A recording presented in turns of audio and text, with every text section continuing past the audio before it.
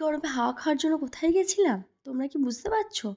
হ্যাঁ, আমি গেছিলাম মুকুন্দপুর ঘাটে, যেটা আমার খুব ভালো একটা ফেভারিট জায়গা। তো এই দেখো সূর্যটা প্রায় অস্ত যাচ্ছে, এই দৃশ্যটা অসাধারণ লাগে। আর ওয়েদারটাও সেদিনকে খুব ভালো ছিল, এতটাই ভালো ছিল যে ভাবতে পারিনি। আমাদের এখান থেকে যেই আমরা ওইদিকে গেলাম, তো এত গাছপালা যার জন্য ওয়েদারটা পুরো ঠান্ডা হয়ে গেল। গাছপালার যে কি প্রয়োজন সেটা এখন আজকে আমরা আবার বুঝতে বেরিয়ে গেছি পারছি। ভবঘুরের মতো ঘুরতে, যেটা আমাদের ডিউটি। এই যে আমার বাহন আর আমি দুজন মিলে বেরিয়ে গেছি, এখন অনেকজন আসবে।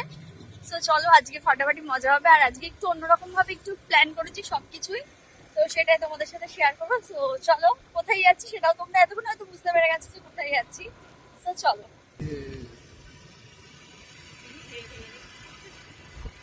এখানটা এত হাওয়া, এখানটা খুব সুন্দর হাওয়া, যার জন্য এই জায়গাটা আমার খুব